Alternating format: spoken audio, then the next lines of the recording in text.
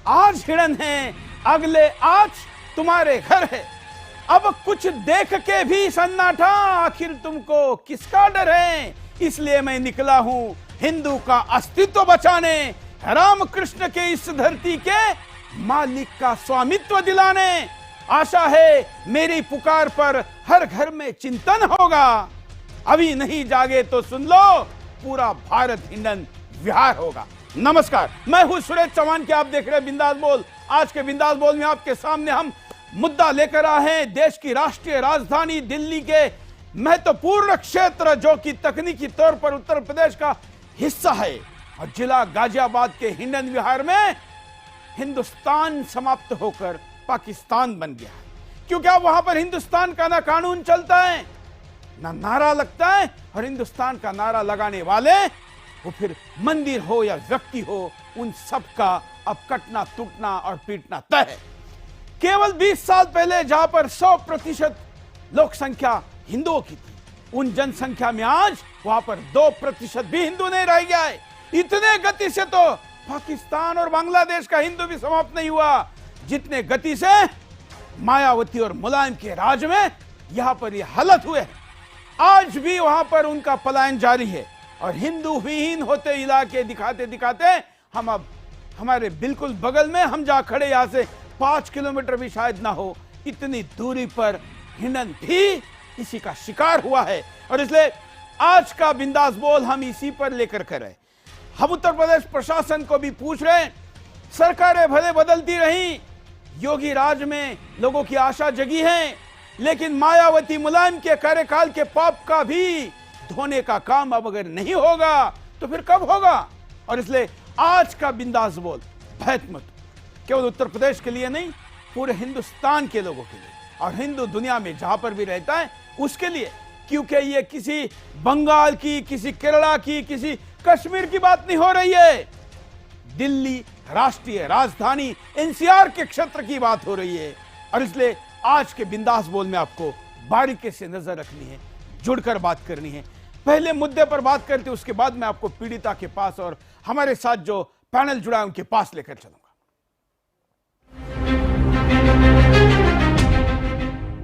गाजियाबाद का हिंडन विहार, ना यहां हिंदू सुरक्षित है और ना ही मंदिर। मंदिरों पर हमले हो रहे हैं। कट्टरपंथी मुस्लिमों का आतंक ऐसा है कि लोगों ने अपने मकानों पर पोस्टर चस्पा कर दिए हैं कि ये मकान बिकाऊ है। सुदर्शन न्यूज द्वारा ट्वीट होने के बाद पुलिस ने मामले में संज्ञान जरूर लिया है, लेकिन कोई कार्रवाई नहीं हुई है। और ऐसे में सवाल उठ रहे हैं कि क्या प्रशासन को हिंदुओं पर हो रहा अत्याचार नहीं दिख रहा है? क्या प्रशासन अभी भी पुरानी सरकारों के हिंदू विरोधी रवैये से ग्रसित है? मंदिर के पुजारी ने खुद आरोप लगाया है कि पहले की सरकारों में तो प्रशासन हमारी सुनवाई तक नहीं करता था, और ऐसे में प्रशासन पर बड़े सवाल खड़े होते हैं।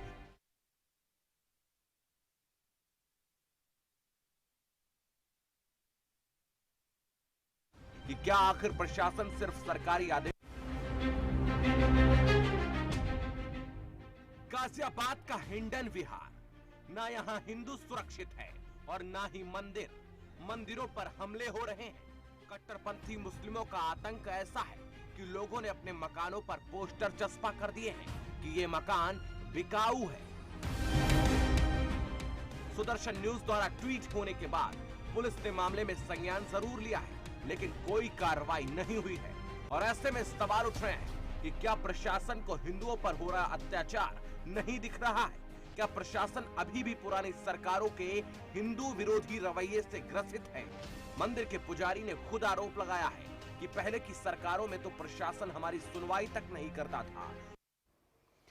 और हमारे साथ पूरा पैनल जुड़ा है, मैं उनके पास चलता हूं। मैं स्वागत करता हूं, हमारे साथ आज मच्छिंद्र पुरी जी महाराज है, जो कि प्रत्यक्ष वहां पर हिंदुओं के लिए एक योद्धा की भूमिका पुजारी के साथ साथ कर रहे हैं। महाराज जी, आपका स्वागत है बिंदास बोल में। हमारे साथ विश्व हिंदू परिषद के राष्ट्रीय प्रवक्ता विनोद बंसल जी है। विनोद जी, आपका स्वागत है। और हमारे साथ राम देवी जी है, जो यहाँ पर पीड़िता के रूप में प्रत्यक्ष वहां की महिलाओं की आवाज बनकर इस उम्र में भी सबके साथ लड़ने के लिए आगे मैदान में है। इसके साथ ही बड़े पैमाने पर हमारे साथ वहां से जो लोगों ने प्रतिक्रिया भेजी है वो भी हैं, और इसको लेकर हम दिल्ली राष्ट्रीय राजधानी के क्षेत्र का ही एक महत्वपूर्ण हिस्सा गाजियाबाद, कैसे आज भी वहां पर गाजी है और कैसे हिंदुओं का वहां पर खात्मा आज भी हो रहा है, यह बताएंगे। सबसे पहले मैं मच्छिंद्रपुरी जी महाराज जी के पास चलता हूं। महाराज जी, जैसे कि मैंने सुना और मुझे भी 15 साल से ज्यादा समय हो गया, मैं नोएडा में सुदर्शन चैनल का मुख्यालय चला रहा हूं। 20 साल पहले तो वहां पर 100% करीब करीब हिंदू आबादी थी। हम जब आए 15 वर्ष पहले, तब भी मेरे ख्याल से 90% से ज्यादा होगी। ऐसा क्या हो गया कि एकदम से वहां पर आज हिंदू 2% पे आ गया? मैं एक तो धन्यवाद करता हूं सुदर्शन न्यूज़ का कि मेरी आवाज़ आज पूरे देश में चल रही है और योगी जी तक पहुंच रही है। मैं धन्यवाद करता हूं आप लोगों का। और 2001 में लगभग 100% हिंदू था और आज केवल 2% हिंदू रह गया है, क्योंकि पिछली सरकारों में हमारी किसी प्रकार की सुनवाई नहीं होती थी। उल्टे हमारे पर विलेम लगाया जाता था, परेशान किया जाता था किसी तरीके से भी। और लगभग 4.5 साल पहले हमारे मंदिर को घेराव कर लिया था कुछ ऐसा तत्वों ने, यानी कि मुस्लिमों ने सीधा मेरे, और बाहर से मुस्लिम बुलाए गए थे और सब पर धारदार हथियार थे, किसी पे तमंचे थे, किसी पे कुछ थे। अखिलेश सरकार में इतना हुआ, हमारे कोई भी सुनवाई नहीं हुई, हम परेशान हुए। और परेशान होने के साथ साथ जो हिंदू वहाँ रह रहे हैं इतने परेशान हैं और उनको इतना परेशान किया था कि मजबूरी में मकान बेचकर जाना पड़ा। उनकी बहन बेटियों पे हाथ पकड़ लेते थे, कभी किसी की कोई किसी प्रकार की परेशानी करना, किसी के आगे गाड़ी महीनों तक खड़ी रहना, अवैध काम चलते हैं, तस्करी चलती है, लेकिन वहाँ किसी प्रकार की हमारी कोई सुनवाई नहीं होती थी। लेकिन अब धन्य हूँ मैं इस योगी सरकार में कि कम से कम जो हम ईद पर हम ये सोचते थे, बकरा ईद आती थी, हमें मंदिर छोड़कर घर छोड़कर हिंदुओं को जाना पड़ेगा, बाहर रुकना पड़ेगा एक दिन के लिए, जिस दिन बकरा ईद आती थी। लेकिन योगी सरकार में इतना अच्छा हुआ है, कुछ चीज़ें अच्छी हुई हैं। वो जो कि हम जो बकरे कटते थे वो अंदर कट रहे हैं और ज़्यादातर कट्टी घरों में कटते थे, इतना जरूर सख्त प्रशासन हुआ है। लेकिन जो अभी अवगत में कार्रवाई हो रही है और जो पिछली सरकार में जितना अवैध कब्जा, जो भूमि कब्जा हुई है 1 किलोमीटर तक, लगभग 3000 करोड़ रुपए का जो अवैध भूमि है उस पर कब्जा किया गया है अखिलेश सरकार में। यहाँ तक कि मेट्रो के पिलर वो इधर आने थे हमारी तरफ, लेकिन वो उन्होंने पैसा, जो भूमाफिया वहाँ पे जो धनाढ़ मुस्लिम है, उन्होंने पैसा उनको भर के वो बीच में पिलर कर दिए गए। हम इतने परेशान हैं कि कभी हमें ऐसा लगता है कि हमें मंदिर को भी छोड़ के या आत्मदाह करना पड़ेगा, मजबूर हैं, परेशान हैं। क्या ऐसा हुआ आपके साथ? मेरे साथ कई बार हमले बताया मैंने सर, कि आपको बताया चौहान जी, जो अखिलेश सरकार में लगभग 4.5 साल पहले हम हिंदू होते ही नहीं, वहां एक भी नहीं बसता, मंदिर नहीं बसता, मंदिर की जगह मस्जिद हो जाती। इस तरीके से हमले होते आ रहे हैं, कभी किसी तरीके से परेशान करना, कभी चोरियां करना। और जो मंदिर में भक्त आते हैं मंगलवार को, उन बहन बेटियों को छेड़ा जाता है, उनके आगे एक्टिवा लगाई गाड़ी लगा दी जाती है, परेशान किया जाता है और बदतमीजी करी जाती है। मजबूरन जो 500 तक जो श्रद्धालु आते थे मंदिर में, आज लगभग 100 रह गए हैं। ओहो, केवल 20% लोग ही आ पा रहे हैं जी। और ये जो सारी चीजें हो रही है, ये तो गाड़ी लगाना, किसी को रोकना, पीछा करना, ये तो खुले आसमान के नीचे हो रहा है। जी। तो फिर ये आसपास के लोग देखते नहीं है? जी देखते हैं, सब देखते हैं, लेकिन कोई कुछ नहीं करता, कोई किसी की नहीं कहता है ना। हाँ माता जी, आप बताइए। यही बहू बेटी की कहीं जा रही है तो छेड़ाछाड़ी हो रही है, बाजार आट जाएंगी तो छेड़ाछाड़ी हो रही है। तो अब हम कब तक हमारे लड़के बैठे रहेंगे घर में? हैं? जब जो कोई सामान ले आएंगे तो हमारी बहू बेटी खाएंगे और हम खाएंगे, और नहीं तो हमारे लड़का जाएंगे तो भूखे मरेंगे हम तो घर में। तो इसलिए हम मकान बेच के जाएंगे और क्या करेंगे बताओ। महाराज जी की बदौलत तो ये हमारे मतलब पड़े थे। अब बताओ हम क्या करेंगे इसमें? कोई हमारी सुनवाई नहीं है। 5 साल हमारी बहू बेटी छेड़ी तो किसी ने हमारी सुनवाई नहीं की है? तो इसे मुझे बुरा नहीं लग रहा है क्या? है? मेरे बच्चे कब तक बैठे रहेंगे? है? सबको दुख आता है इस बात का, मेरी इज्जत जा रही है, मेरे बच्चों की इज्जत जा रही है। क्या दुख नहीं आ रहा है इस बात का? कोई ये नहीं कहता है इसका ये करो, क्यों नहीं कहता है? महाराज जी कहते हैं तो महाराज जी के उल्टे लगवा दो, ऐसा क्या है? आपको न्याय पाने के लिए क्या किया? मुझे तो किसी ने कुछ नहीं दिया है अब तक।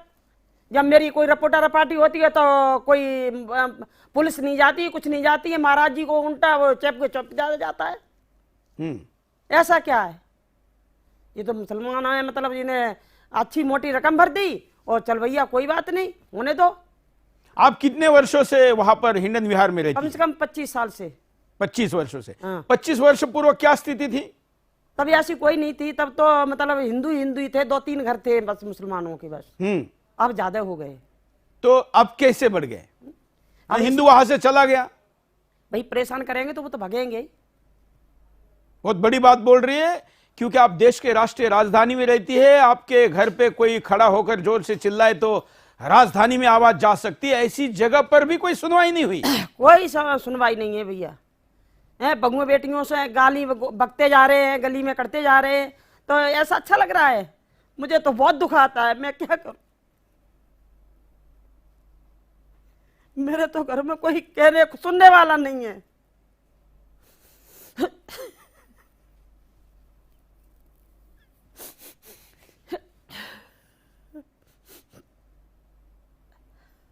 ये हम समझ सकते हैं।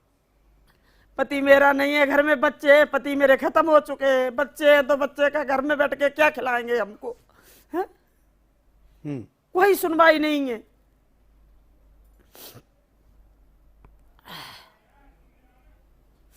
ऐसा कब तक होता आएगा बताओ? हमें कब तक घर बेचेंगे? नहीं क्या करेंगे बताओ? महाराज जी पे तो इनकी बदौलत में रह रहे थे यहाँ पे। तो प्रशासन आपको कोई मदद नहीं करता है? कोई पुलिस नहीं आती है, कोई कुछ नहीं करता है। मेरी बहू 5 साल छेड़ी, कोई नहीं गया। आपके साथ मारपीट की भी घटना हमको पता ही गई थी। हाँ, मारपीट हुई थी। बाबा जी ने वो बहू को फिर बचाया। हम लोग तो घर में थे, बाबा जी नहीं बोलते तो मुझे पता भी नहीं लगता मेरी बहू कहाँ गई। आपका शायद दांत तोड़ा या आपके साथ फिजिकल मारपीट की? वो परिवार, पीड़ित परिवार वो घर पे ही है, वो डर के मारे नहीं आ रहा है। मतलब देश के राष्ट्रीय चैनल पर आने के लिए भी लोगों के मन में भय है, डर है, खौफ है कि वो जाकर टीवी पर अपनी बात बोलेंगे, क्योंकि स्वाभाविक है कि टीवी के शो के बाद जाना तो वहीं पर है, और वहां जाकर अगर सुरक्षा नहीं होनी है तो फिर क्या होगा। विनोद बंसल जी के पास चलते हैं। विनोद जी, देश में मोदी जी और राज्य में योगी जी होने के बावजूद ये हालात हैं। जो पाप समाजवादी पार्टी और बसपा ने बोया था, उसका आज भी विषैला फल हिंदू को चखना पड़ रहा है। बिल्कुल, ये बहुत ही दुर्भाग्यपूर्ण बात है सुरेश जी। ऐसा लग रहा है कि हम तो भारत बनाने चले थे और पाकिस्तान बना दिया। 1947 में जो गलती की थी उसका खामियाजा अब भुगतना पड़ रहा है। लगातार भुगतते आए, लेकिन अब जो है ना, मुझे लगता है उसकी पराकाष्ठा हो गई। तो कुछ दिनों के बाद में ये लोग कहेंगे कि हमें तो अलग से एक देश अलग से चाहिए, क्योंकि ये देखिए, ये सिर्फ भारत की नहीं बल्कि पूरे संपूर्ण विश्व की एक रीति नीति रही है इन मुसलमानों की, कि जब जहां इनकी आबादी बढ़ी वहां हिंदुओं को या तो पलायन के लिए मजबूर होना पड़ा, या धर्मांतरित हो गए, या फिर मारा पीटा गया, या इनको खत्म कर दिया गया या भगा दिया गया। तो ये इसी कारण जो है ना, पिछले 1400 वर्षों में 58 मुस्लिम राज्य बन गए, मुस्लिम देश बन गए, लेकिन हम एक हिंदुस्तान नहीं बचा पाए।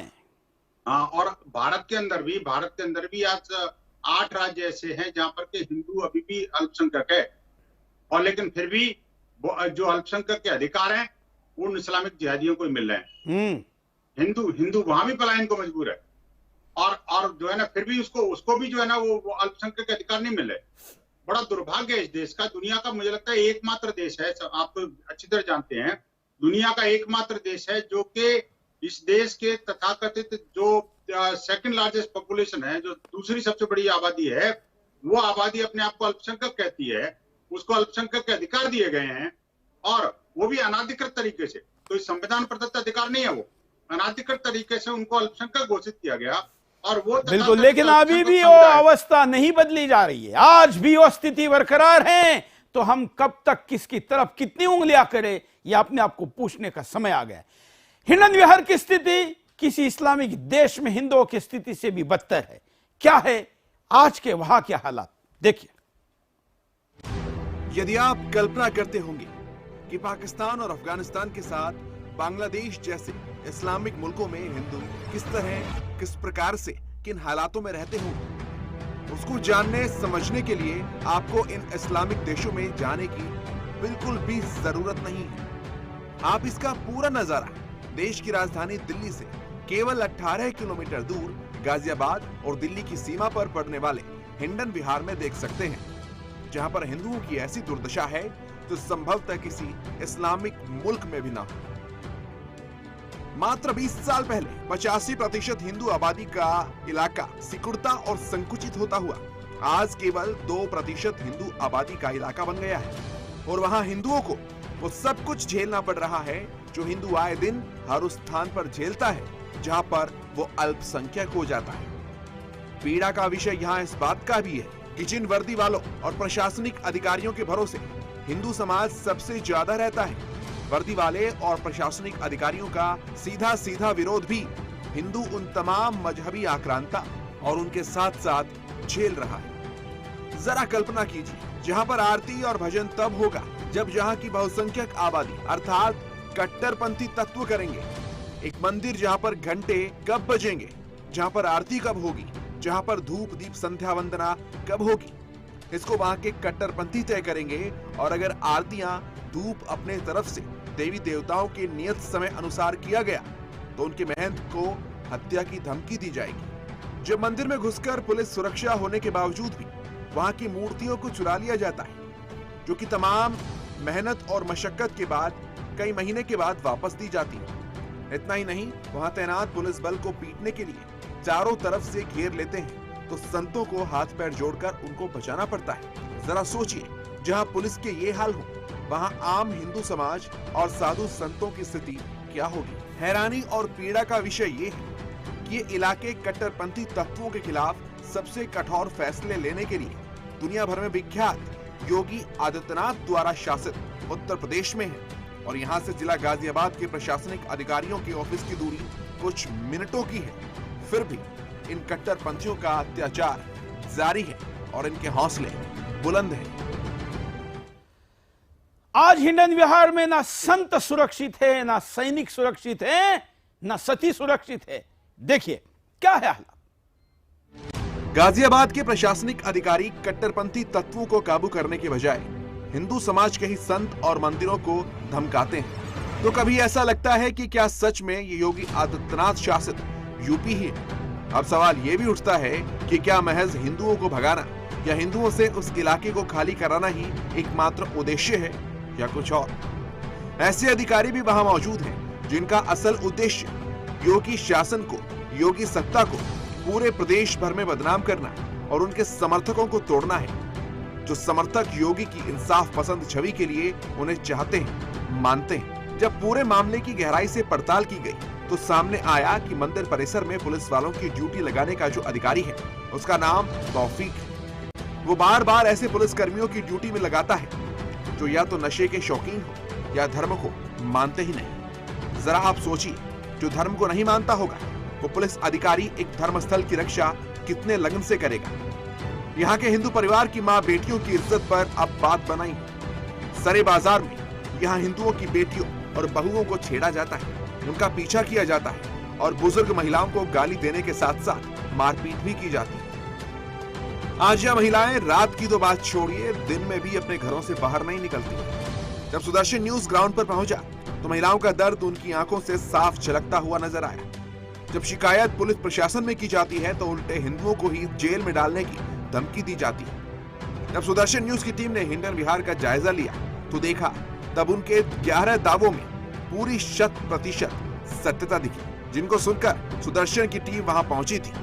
वहां हालत बद से बदतर और भय से भयावह दिखी। अब स्थिति ये है कि लगातार यहाँ पर ये कट्टरपंथी सरकारी जमीनों पर कब्जा कर अवैध निर्माण कार्य करके काले धंधों को अंजाम दे रहे हैं। इसका विरोध अगर कोई हिंदू करता है तो उनके परिवार वालों के साथ मारपीट की जाती है। ये वो स्थान है जहाँ संत, गाय और नारी सभी असुरक्षित दिखे।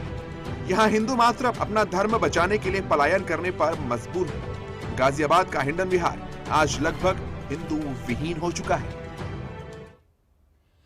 और एक गंभीर मुद्दा है और लगातार वर्ष में हमको करीब करीब हर हफ्ते किसी ना किसी ऐसे क्षेत्र के बारे में आपके सामने आना पड़ता है।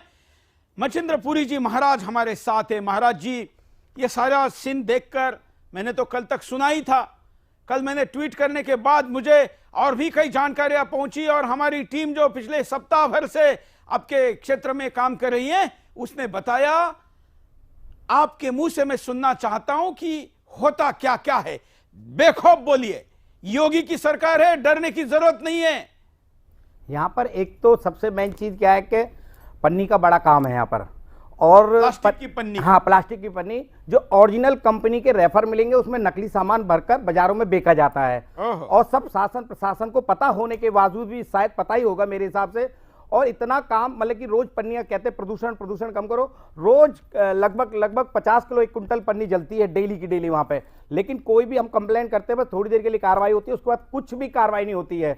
और इतना परेशान किया जाता है हम लोगों को। हम वहां पे, मतलब कि हम लोगों में तो जनसंख्या कानून को लेके भी बहुत चाहता हूं कि बने आगे, क्योंकि इन लोगों की तो बहुत 15 हमारे आप उपाय पे मत बात करिए, आपके साथ क्या हो रहा है उतना ही बताइए।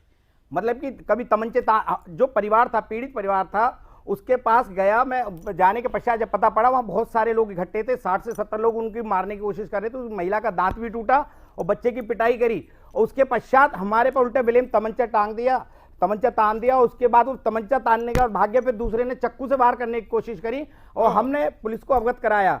एसएसओ साहब ने हमारी कार्रवाई पर कोई भी कार्रवाई संज्ञान नहीं लिया ढंग से, बल्कि उस जो परिवार थे, जो परिवार है जो खोखा लगाते रात को 10-10 बजे तक, 11-11 बजे तक, क्या प्रशासन आंख मुंह बंद कर रहता है कि 11 बजे तक खोखे खुल रहे हैं, और उस पर अवैध गांजा, चरस और ये सरगना सब अंदर के तस्लीम है, क्षमा वाला है, कई जने हैं ये लोग जो धनाढ़ पैसे वाले हैं मुस्लिम, वो उनको बढ़ाते हैं, और वो रोहिंग्या मुसलमान है, सारे झुग्गी पड़ी हुई है आगे, उनको बढ़ावा देते हैं, और वो अवैध वेश्यावृत्ति भी वहां पे बहुत चलती है। हम बड़े परेशान हैं इस चीज से, हमारे भक्तों को परेशान किया जाता है, कभी उनका हाथ पकड़ लिया जाता है, कभी बदतमीजी करी जाती है, कभी मारा जाता है, कभी किसी तरीके से, और कई बार हमारी गाड़ियां आती हैं, उनको शीशे से ईंट से मार के तोड़ देते हैं, और ऊपर से हमसे बदतमीजी करते हैं, मारते हैं, हमला करने की कोशिश करते हैं। कई बार चोरी होगी, मूर्ति भी चोरी होगी हमारी। और मंदिर की सुरक्षा लगाने की ड्यूटी जिसकी है वो खुद हिंदू नहीं है, तो उस मंदिर के प्रति उसके मन में क्या आस्था होगी? जो ड्यूटी लगाता है, हम लगभग 3 साल से इससे परेशान थे, तौफीक से। जो तौफीक है जो ड्यूटी लगाता था, हम इससे कहते थे भाई हमारे को ऐसे ड्यूटी लगाओ जो धर्म को माने, कम से कम कुछ नहीं, हम यूं नहीं कह रहे कि वो पूजा पाठ करे या भगवा चोला पहने, लेकिन धर्म की रक्षा के लिए भेजा है तो धर्म की रक्षा तो करे। वो कोई भी ऐसे को भेजते, या तो वो दारू पीता हो, या शराब का नशा पत्ती वाला हो, या धर्म विरोधी हो, ऐसे को भेजता था। हम बार बार सीओ साहब को भी कहते रहे, इंस्पेक्टर साहब को भी कहते रहे, लेकिन हमारी कोई सुनवाई नहीं करी। उससे भी कहा, कहता था मेरे पास है नहीं तो कहां से लाके दूंगा, मैं क्या बना के दूंगा अर्ध। और ये अखिलेश सरकार से हमारी ये, मतलब कि अखिलेश सरकार में इतना हमारे बदतमीजियां हुई हैं। अखिलेश सरकार का जो ये बीज बोया हुआ है, अखिलेश सरकार का बीज बोया है, जो अवैध कब्जा हुआ है सब अखिलेश सरकार में हुआ है, और ये बीज बोया हुआ है, और बीज ऐसा बो दिया कि आज ये पेड़ इस तरीके से हो गया कि हम लोगों को परेशानी कर रहा है। बिल्कुल, जो आप बातें कर रहे हैं, और कभी हम पाकिस्तान बांग्लादेश के हिंदुओं की व्यथा सुनाते हैं, तो इसमें कोई अंतर नहीं है। मैं माता जी के पास चलता हूं। माता जी, वहां की महिलाएं क्या बोलती है, क्या कहती है, क्या होता है उनके साथ? आपकी बात तो आपने बता दी, मैं अन्य महिलाओं की बात भी सुनना चाहता हूं। ऐसा ही करते हैं सब लोग कि मतलब हाट बाजार को जा रही हैं तो उनके साथ में, और गली में कर रहे हैं तो गालियां दे के कर रहे हैं तो अपने गेट बंद कर लेते हैं, अंदर बैठे रहते हैं। लड़के आ जाएंगे जब सब्जी लेके आएंगे, जब खाएंगे पिएंगे, नहीं तो नहीं आएगी। मतलब आपका कहना है कि घर की महिलाएं हिंडन विहार में सब्जी लेने अकेली नहीं निकल सकती? नहीं जा सकती हैं सर, नहीं जा सकती हैं। उत्तर प्रदेश पुलिस के मुखिया सुन ले, गाजियाबाद जैसे अर्बन शहरी क्षेत्र के एक एरिया में हिंदू बहनें, महिलाएं, यहां तक कि शादीशुदा महिला भी सब्जी लेने अकेले नहीं जा सकती। नहीं जा सकती सर, नहीं। क्या ये स्वतंत्रता है? क्या ये हिंदुस्तान आजाद है? ये तो तिरंगे के नीचे की वो गुलामी है, जो बोले तो फिर नाराजगी और ना बोले तो फिर मरने के लिए इस तरीके से घुट घुट के मरना। क्या क्या करे दोनों में से? विनोद जी। सूरज जी, बहुत दर्दनाक कहानी है, और जो पूज्य संतों ने और मेरी माता ने जो बताया वो वाकई डराने वाला और मतलब एक आंखें खोल देने वाला है। अगर वास्तव में कोई प्रशासन वहां पर है तो उस प्रशासन को अविलंब इनकी मदद करनी चाहिए, और सारे इस्लामिक जिहादियों को तुरंत गिरफ्तार करना चाहिए। इसमें किसी भी तरह की कोताही राष्ट्रद्रोहियों को, देशद्रोहियों को, धर्मद्रोहियों को और प्रोत्साहन देगी। और मुझे लगता है कि अगर हिंदू समाज का पलायन रोकना है तो इसके लिए भी बहुत जरूरी है।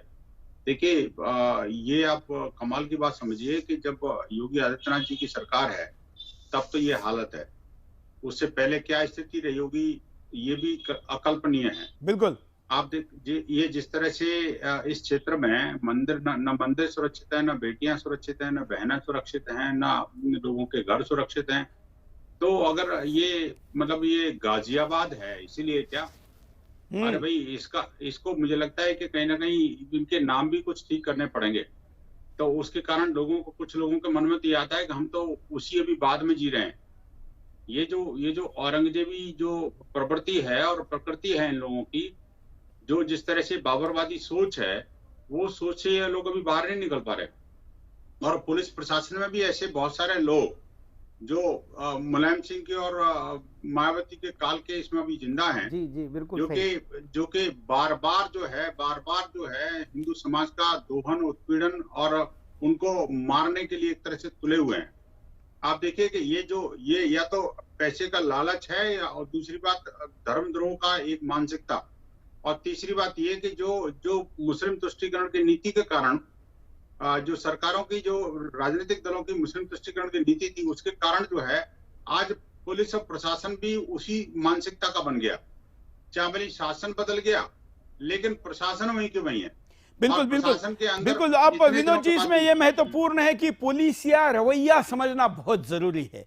हम देश भर के तमाम घटनाओं का जब विश्लेषण करते हैं तो ध्यान में आता है कि अधिकारी का यह अप्रोच होता है कि उसका जब तक वहां तैनाती है उस दौरान वो मामले को शांत रखे, बस, इससे ज्यादा उसको कुछ नहीं। उसको समस्या के समाधान से कोई मतलब नहीं है, उसको वहां पर भागते हुए हिंदू से कोई मतलब नहीं है। उसको लगता है कि बस ये खबर ना चले, ऊपर से दबाव ना आ जाए, चार चीजें पूछी ना जाए। महाराज जी सहमत होंगे? जी बिल्कुल। अभी जो कार्रवाई हो रही थी, जो कार्रवाई हुई, पहली बात तो कार्रवाई हुई नहीं, और इसके अलावा जो एडीएम सिटी साहब है उन्होंने मुझ पर गुंडा एक्ट और गैंगस्टर लगाने की तैयारी कर दी थी, क्योंकि इसी भगवाधारी को भगाओ यहां से, केवल उनका यही रूल था और कुछ नहीं था। अभी बिल्कुल बताइए, हम भगवा सरकार में भगवाधारी मतलब कि गुंडा एक्ट, हम गैंगस्टर लग रहे हैं क्या? नहीं, सरकार किसी की भी हो, भगवे का सम्मान होना चाहिए। और आप तो अपने मंदिर में रह रहे हैं ना, आपने कहा जाकर मस्जिद का रंग बदल दिया और उस पर आप कब्जे की बात करें। आप तो मंदिर में रह रहे हैं। 8 मस्जिदें हैं वहां पे, 8 मस्जिदें, मंदिर एक ही मंदिर है, 8 मस्जिदें हैं, और इतना मतलब कि ध्वनि प्रदूषण होता है, उसके लिए कोई सरकार बिल्कुल आंख पे आंख बंद करे रहती है। पट्टी लग रही है ना, इतनी ध्वनि प्रदूषण होता है, कोई भी कार्रवाई नहीं होती हमारी। हम मजबूर हैं, और अगर इसी तरीके से आप परेशान रहे तो मुझे लगता है कि, क्योंकि जब वहां हिंदू ही नहीं बचेगा, हिंदू का अस्तित्व नहीं बचेगा, तो मैं वहां रह के क्या करूंगा? मंदिर हिंदुओं से चलते हैं, बिल्कुल, मंदिर हिंदुओं से चलते हैं, किसी और से थोड़ा चलेंगे।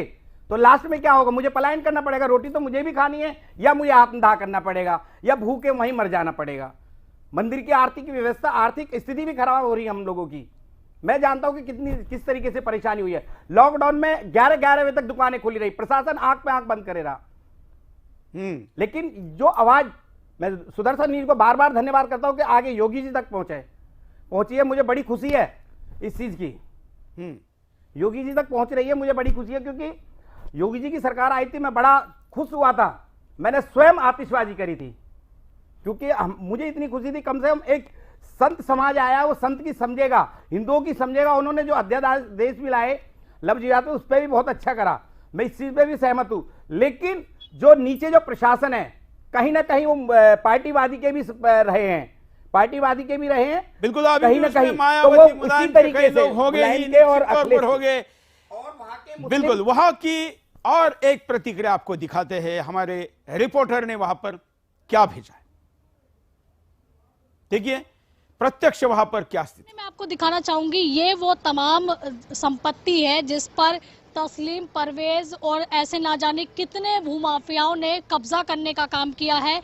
मैं अपने कैमरामैन को बोलूंगी थोड़ा कैमरा मूव करके दिखाए। देखिए, वहाँ हिंडन नदी से लेकर और ये मेरठ रोड तक इन लोगों ने पूरी तरीके से कब्जा किया हुआ है। ये बताया जा रहा है यहाँ पर वन विभाग के पेड़ भी थे और उन सरकारी पेड़ों को काटकर इन्होंने अवैध निर्माण करने का काम भी चल रहा है। और दूसरी ओर ये भी दिखाना चाहूँगी, देखिए यहाँ पर जो ये मेट्रो ब्रिज आप देख रहे होंगे जहाँ मेट्रो गुजर रही है, ये पुल पूरा मेट्रो का सीधा जाना था, लेकिन इनके दबदबे के कारण इस ब्रिज को, इस पुल को भी, मेट्रो की लाइन को मोड़ना पड़ा और इसको मेट्रो को रोड पर लेकर आ गए, इसके ब्रिज को।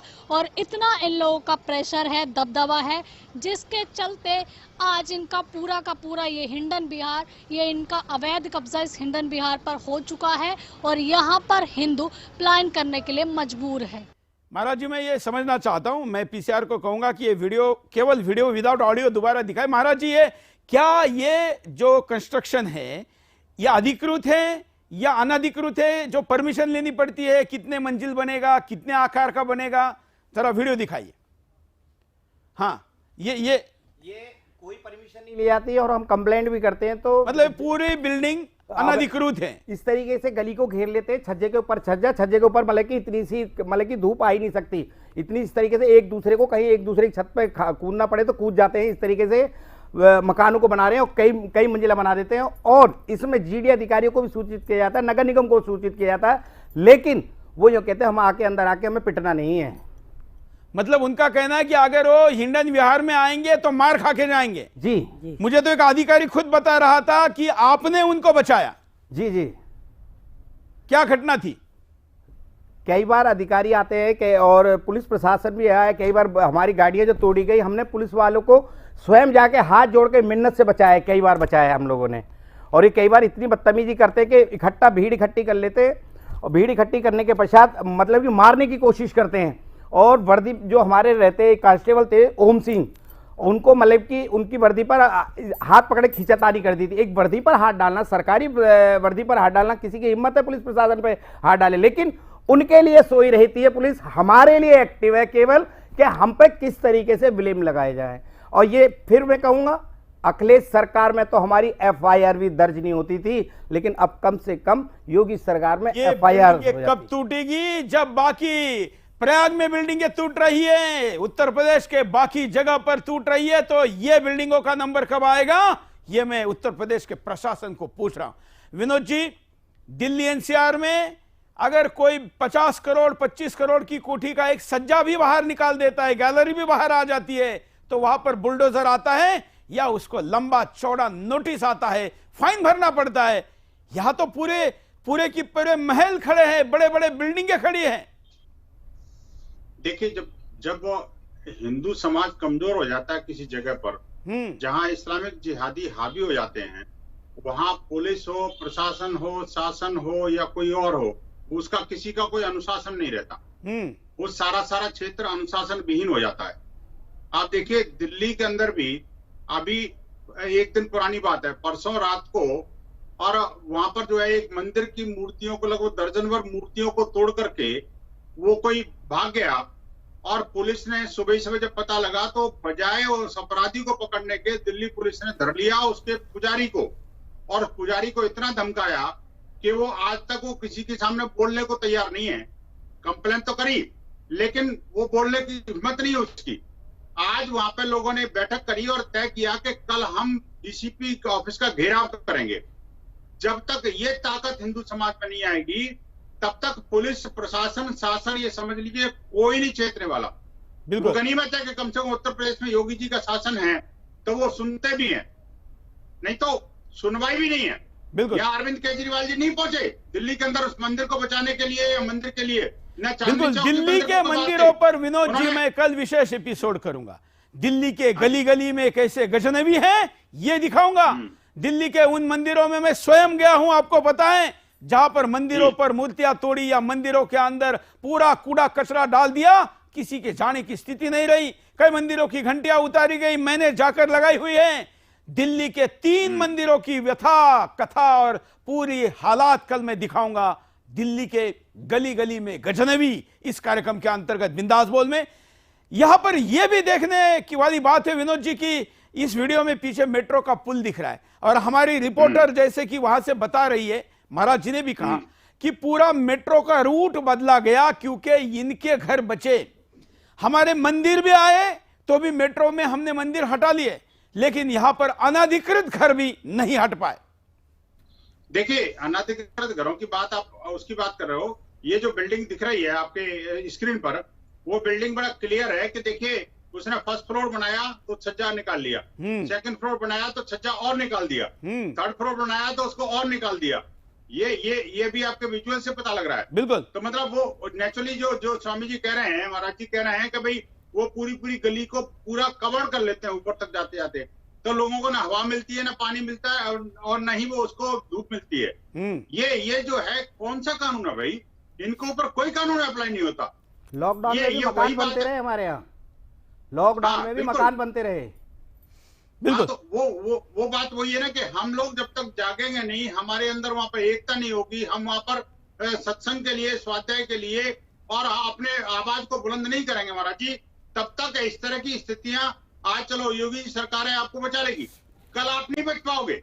अगर बिल्कुल बिल्कुल, ये भी सुदर्शन ने आवाज उठाई, इसलिए प्रशासन पहुंच रहा है। वहां के लोग कहते हैं, वहां के विनोद जी, वहां के लोग कहते हैं कि सरकार बदल जान दो, बाबा को हम खत्म करके मानेंगे। 40 लाख रुपए देने को तैयार है मारने के लिए वहां के मुसलमान। कैला भट्टा के और वहां के दोनों कहते हैं कि सरकार बदलने दो, हम बाबा को बिल्कुल खत्म कर देंगे, क्योंकि मंदिर जाएगा, मंदिर ही जाएगा तो फिर वहां पर हिंदू बचेगा क्यों। मैं राम बेटी जी के पास चलता हूं।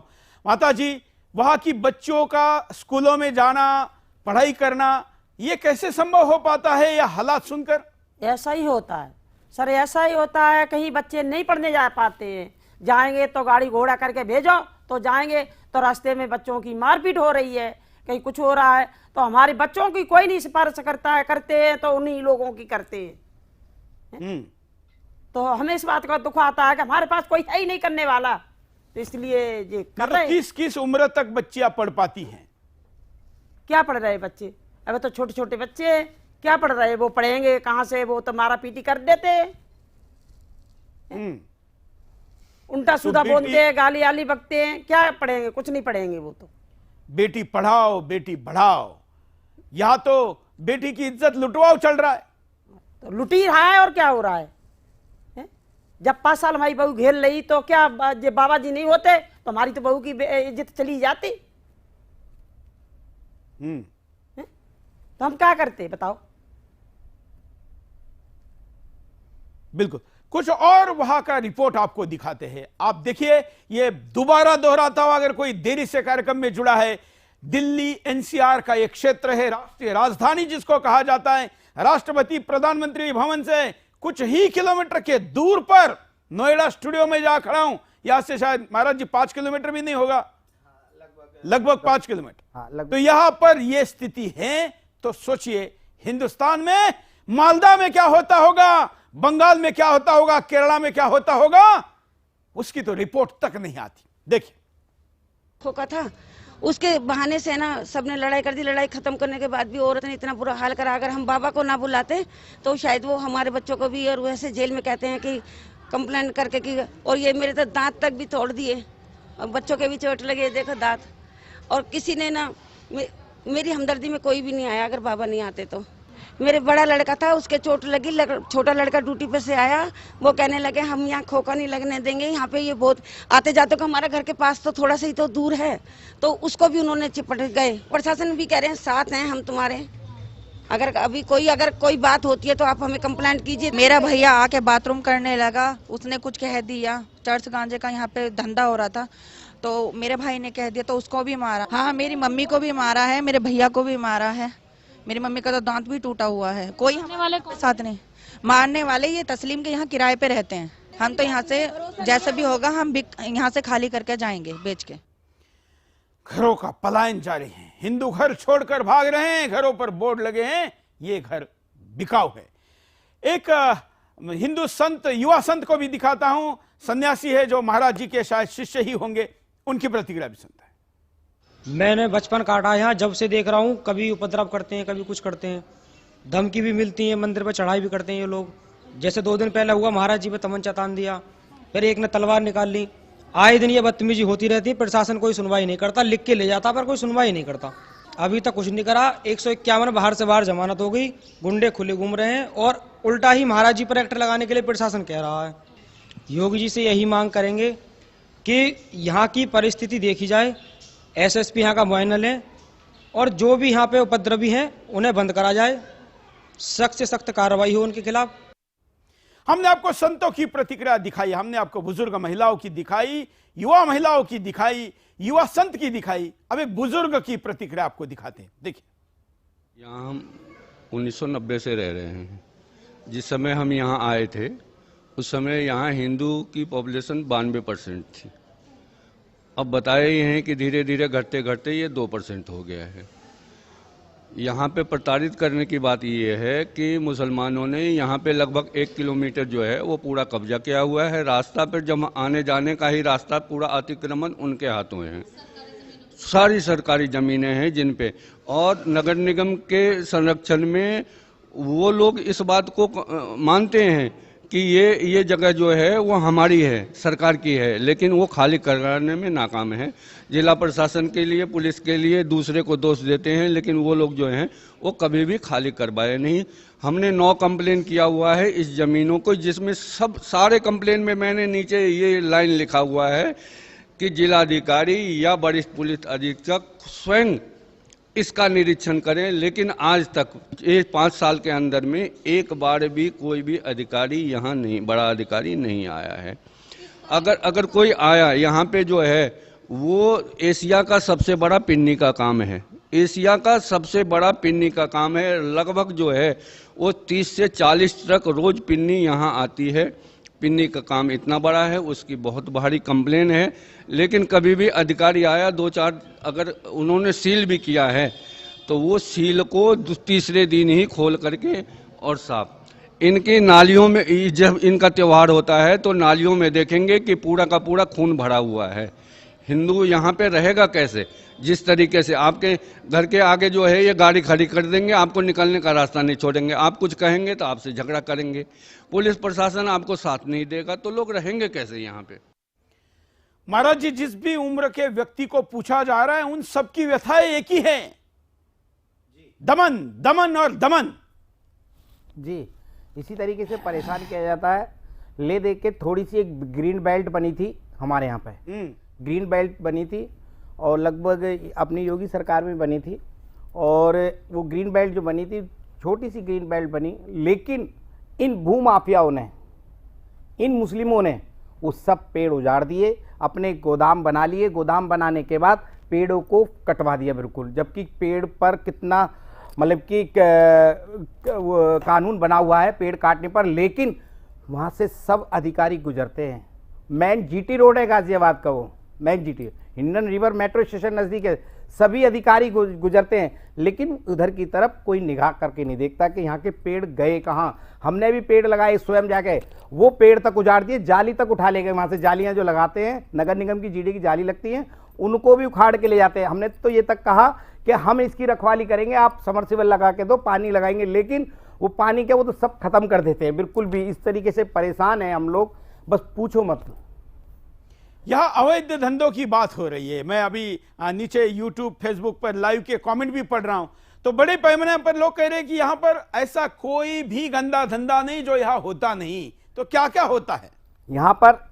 चरस, अफीम, लोहे की जो बाइकें, मतलब जो भी चीज़ें वो कटाई होती है, मशीनरी चोरी की आती हैं, और चरस, गांजा और वेश्यावृत्ति जो कि इन लोगों ने जीटी रोड पर बसा रखे हैं। वो गांजा, चरस बेचते हैं और उनके किसी के आधार कार्ड नहीं है। लगभग सभी, ज़्यादातर जो हैं, जो बाहर बैठे हुए हैं, रोहिंग्या मुसलमान हैं वो, और उनसे ही ये गलत कार्य कराते हैं, उनसे ही हमला कराने की कोशिश करते, कहते कि नशे में कर गया। इस तरीके से परेशान किया जाता है हम लोगों को, और हिंदुओं को तो टारगेट बना रखा है वहाँ पर। केवल किसी तरीके से ये जो सरकारें आई पीछे, इनों का मनोबल इतना बढ़ गया। ये अवैध कब्जा अखिलेश सरकार की देन है। जो सामने जो कब्जा आज दिखा रहे हैं मेरे भाई, मेरी बहन दिखा रही थी, वो कब्जे को दिखा रहे थे, वो इन्हीं अखिलेश सरकार की देन है जो कब्जा हुआ। लेकिन कुछ अस्तित्व बचा हुआ है, तो थोड़ा सा अभी हमारा जो अस्तित्व बचा हुआ है, यदि योगी जी नहीं होते तो अस्तित्व मुझे नहीं लग रहा था बचता। लेकिन फिर वही कहूंगा, प्रशासन कहीं ना कहीं। विनोद जी के पास चलता। विनोद जी, इसका मतलब ये केवल अपनी धार्मिक आबादी इसलिए बढ़ानी है क्योंकि अगर हिंदू रहेगा तो फिर जो गोरख धंधे हैं उन धंधों को करने में बाधा भी बनेगा, क्योंकि कंप्लेंट करेगा, बातें बताएगा, सबूत एकत्र करेगा, अगर ये भी नहीं वहां रहेगा तो फिर तो पूरा नंगा नाच है, फिर तो पाकिस्तान का कानून है। देखिए सुरेश जी, आपने जो 36 जिहाद गिनाए थे ना जी, आज 45 43 हाँ, वो 43 जिहाद जो है ना एक दूसरे से इंटरलिंक्ड है, वो कोई आइसोलेटेड नहीं है। बिल्कुल। अभी तक जितने भी दुनिया में काम हुए हैं, जितने भी योजनाएं बनी हैं, वो सारी योजनाएं किसी न किसी एक पर्पज से और एक तरीके से डिफाइन की हुई है, उसका एक दूसरे से ज्यादा कनेक्शन नहीं है। लेकिन ये जितने भी 43 जिहाद है ना जी, वो 43 के 43 जिहाद एक दूसरे से गुत्थम गुत्था है। आप देखिए, एक बार अगर आप लव जिहाद करोगे तो आपको तुरंत उसका आर्थिक जिहाद भी मिलेगा, आर्थिक जिहाद का फायदा भी मिलेगा आपको, क्योंकि वो बेटी जब आएगी तो पैसा भी लेके आएगी। बिल्कुल। और उसके बाद में आप लैंड जिहाद भी करोगे, क्योंकि जैसे जैसे हेड काउंट बनाओगे जमीन घेरोगे आप आराम से, जैसे जैसे आबादी बढ़ेगी तो पॉपुलेशन जिहाद होगा। पॉपुलेशन जिहाद के लिए वो पॉपुलेशन जिहाद भी सिद्ध हो रहा है उससे। और उसके बाद में जब ये इस तरह से लैंड ग्रैबिंग, जब आपकी पॉपुलेशन बढ़ जाएगी तो आपका लैंड ग्रैबिंग अपने आप हो जाएगी। बिल्कुल। तो एक लैंड जिहाद हो गया। तो ये जो सारी चीजें हैं एक दूसरे से इंटरलिंक्ड है। बिल्कुल। और अल्टीमेटली क्या है, दारुल इस्लाम बनाना है। बिल्कुल, गजवा हिंद बनाना, इस्लाम का गजवा हिंद को लेकर के काम कर रहे हैं ये लोग। ये इसको हमें समझना पड़ेगा। लेकिन साथ ही साथ मैं महाराज जी से भी निवेदन करूंगा कि अपने यहाँ अपने समाज के अंदर अवेयरनेस कैंपेन चलाएं, और साथ ही साथ अपने यहाँ सत्संग, स्वाध्याय, संस्कार, इन तीनों का बड़े पैमाने पर घर घर में। लेकिन स्वाध्याय संस्कार तब ना जब सुरक्षा की गारंटी हो। नहीं, सुरक्षा भी खुद करनी पड़ेगी भाई साहब, ये भी जरूरी है। आज देखिए, आज हम शासन प्रशासन की तरफ जो देखते हैं ना महाराज जी, क्या आपको बंदूक का लाइसेंस दिया है? एक मिनट विनोद जी, महाराज जी आपने अप्लाई किया है? जी नहीं, आप अप्लाई करिए, कल आप अप्लाई करिए, क्योंकि आप खुद को बचने के लिए अगर कुछ उपाय करने जाएंगे तो आपके ऊपर गुंडा एक्ट लगा देंगे। जी विनोद जी, आप कह रहे हैं स्वाध्याय करिए, कीर्तन करिए और सत्संग करिए, बिल्कुल मैं आपकी बात से बिल्कुल सहमत हूं। लेकिन वो आने वाली महिलाएं सुरक्षित नहीं है, और यदि हम उनके किसी पीड़ित परिवार के पास चले जाते हैं समर्थन में, तो हमें गुंडा बता दिया जाता है, गैंगस्टर बता दिया जाता है। तो बताइए हम क्या करें? आप विराथू बनिए, आप अपने क्षेत्र के विराथू बनिए। यही एक तरीका है कि आपका मंदिर, भगवान और आपके भक्त बच सकते हैं। कोई नहीं। आज संविधान का दिवस है, हम संविधान की मान्यता के लिए और संविधान, तिरंगा, ये सब कुछ के लिए अपना जीवन लगाने के लिए तैयार है। लेकिन विनोद जी, आज संविधान दिवस पर यह भी सच है कि यह संविधान हमको बचा नहीं पा रहा है। बिल्कुल, आप ठीक कह रहे हैं। बिल्कुल, मैंने आज संविधान दिवस पर ट्वीट किया और ये कहा कि भाई आखिरकार जो है इस संविधान के अंदर जो नीति निर्देशक तत्व हैं, वो आज तक संविधान का पार्ट क्यों नहीं बन पाए? वो नीति निर्देशक तत्व ही कैसे बने रह गए? बिल्कुल। आखिरकार वो नीति निर्देशक तत्व जो है वो संविधान के मूल अधिकारों का भाग होना चाहिए। आखिरकार देश के अंदर गौहत्याएं क्यों हो रही हैं? ये सिर्फ नीति निर्देशक तत्व में क्यों है? आखिरकार कॉमन सिविल कोड जो है, वो यूनिफॉर्म सिविल कोड की बात नीति निर्देशक तत्व तो क्यों रह गई? उसको मूल जो अपना संविधान का पार्ट बनाना चाहिए। आज इस बात का चिंतन करने की आवश्यकता है। बिल्कुल बिल्कुल सुरेश जी, हमें भी इस बात को जागना पड़ेगा। मैं जो सत्संग स्वाध्याय की बात जो कर रहा हूँ, उसका पर्पज सिर्फ ये है कि कम से कम हिंदू जब एक होगा, जब मुट्ठी बंद होगी, तभी घूसे का असर होगा। अन्यथा तो देखिए विनोद जी, आप विश्व हिंदू परिषद के नेता के तौर पर विश्व हिंदू परिषद के अखिल भारतीय नेतृत्व को, संगठन को मैं आह्वान करता हूं कि बजरंग दल को पुनः एक्टिवेट करिए। ये हिंदू समाज की जो पहली पायरी की या फर्स्ट डिफेंस लाइन थी, वो कमजोर होने का परिणाम है। क्या गली गली में गजनवी पैदा हो रहा है? उसको मजबूत करिए। नहीं, बजरंग दल हमारा मजबूत है आज भी। बजरंग दल आज भी मजबूत है। लेकिन हाँ, ये है कि कहीं वो किसी को दिखता है, कहीं नहीं दिखता। जब बाहर निकलता है तो लोगों को लगता है यार कि ये क्या हो गया। लेकिन मैं ये कहता हूं, देखिए, वो मीडिया वालों की रुदाली की चिंता मत करिए। मुझे पता है कि बजरंग दल को क्या कहकर बदनाम करने की कोशिश होती है। हमें अब हमारी क्या इमेज बनाई जा रही है, उसकी चिंता तब करें ना जब हम बचेंगे। बिल्कुल, एकदम। चलिए, कॉलर हमारे साथ है, उनके पास चलते हैं। जय हिंद, बोलिए, क्या कहना है आपको? एक महिला कॉलर हमारे साथ है। हाँ बोलिए, आप लाइव में जुड़ चुकी हैं, आप बेखौफ होकर अपनी बात को रखिए। मैं हाँ, गीतिका अग्रवाल हूँ। मैं हाँ। और मैंने अभी अभी मेरे ही पीजी में एक वसुंधरा में एक लड़की रहती थी गाजियाबाद में। हाँ। और छोटी बच्ची है, 19 साल की है। हाँ। तो उस लड़की को एक लड़का है, वो बहुत ज्यादा परेशान कर रहा था। और उस लड़के ने उसको 1 तारीख को भी अगवा किया था और 3 तारीख को छुड़वा के लेके आई थी मैं। अब उन्होंने दोबारा से इस बार 20 तारीख को उसके साथ उसको उठा के ले गया था और मैं उसको परसों रात को वो मुझे बरामद हुई है पुलिस वालों की मदद से। लड़के का नाम क्या है? फैजान नाम है। मुसलमान है जी। आप इस शो के बाद हमको संपर्क करिए, हमारी टीम आपके सहयोग के लिए सदैव तत्पर है। जहां पर भी आप कहेगी हमारी पूरी टीम पहुंच जाएगी, आप चिंता ना करें। ऐसी घटनाएं जहां पर भी घट रही है, आप चुप बैठेंगे तो आप शिकार हो जाएंगे, दुनिया को आपका बलिदान भी पता नहीं चलेगा। हो सकता है कि आपके मुंह खोलने से आपका खतरा बढ़ जाए, लेकिन कम से कम आप शिकार हो गए ये तो दुनिया को पता चलेगा। आपका भी संघर्ष याद रखा जाएगा और दूसरों को भी जागने संघर्ष करने के लिए प्रेरणा आप देंगे। यही मेरा पीड़ित लोगों के लिए कहना है। मैं तीनों अतिथियों के पास चलता हूं। उपाय क्या है? हर शो में हम कह रहे हैं, मुझे तो अब उपाय मतलब अब टीवी पर क्या बोलूं, ऐसा ही उपाय मुझे लग रहा है कि वही बचा है, वही करना पड़ेगा। लेकिन फिर भी आज संविधान दिवस है और क्या उपाय आपको लगता है विनोद जी? देखिए, उपाय तो यही है कि हिंदुओं को एक रहना पड़ेगा, पुलिस प्रशासन को जागना पड़ेगा और दूसरा ये कि हमें अपनी एक्टिविटीज को घरों के अंदर संस्कार जागृत करने पड़ेंगे और इन जिहादियों के साथ लड़ने के लिए और संवैधानिक तंत्र का इस्तेमाल करते हुए, संवैधानिक रीति नीति का लोकतंत्र का प्रयोग करते हुए हमें अपनी ताकत को बढ़ाना होगा।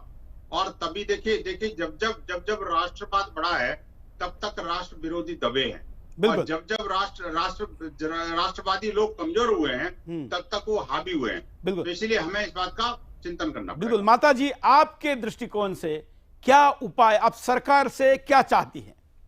हम तो यही चाहते हैं, हमारे मतलब हमारे बच्चे और वो ये सब रहे, योगी जी हमें मदद दे। अब तक मेरी कोई सुनवाई नहीं हो रही थी, इसलिए चाहते हैं हम तो ये। बिल्कुल। महाराज जी, आप क्या चाहते हैं? मैं योगी जी से यही चाहता हूं कि हम हिंदू सुरक्षित रहें और संज्ञान लें कि हम लोग को, और आज तक का 2001 से लेके आज तक कोई डीएम जी, जिला अधिकारी या कोई एसपी सिटी या एसएसपी कोई आज तक मुआयना करने नहीं आते। हम कई बार उनको कहते हैं कि एक बार मुआयना तो करें, एक बार देखें तो सही। और हम नागा वंशज हैं, हम धर्म के लिए लड़े हैं और लड़ते रहेंगे। एक हाथ में माला है तो हमें दूसरे हाथ में फिर भाला उठाना होगा। बिल्कुल, ये आपका अधिकार है और इसको पूरा करना ही होगा आपको। आप करिए। सुदर्शन परिवार, देश का समस्त जिस हिंदू को लगता है कि ये हिंदुस्तान बचाना है तो जागना होगा। आपके साथ है, मैं आप तीनों का आभारी हूं।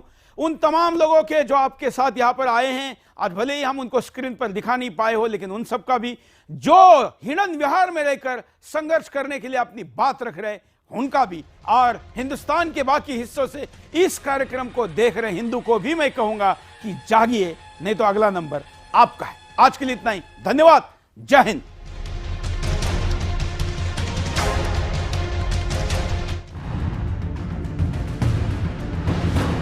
महाराज जी पे तमंचा तान दिया, फिर एक ने तलवार निकाल ली। तो हमें मजबूरन आत्मदाह करना पड़े। और उन्होंने उल्टा कह दिया, मैं आपकी ये जो सुरक्षा कर्मी इन्हें भी हटा दूंगा।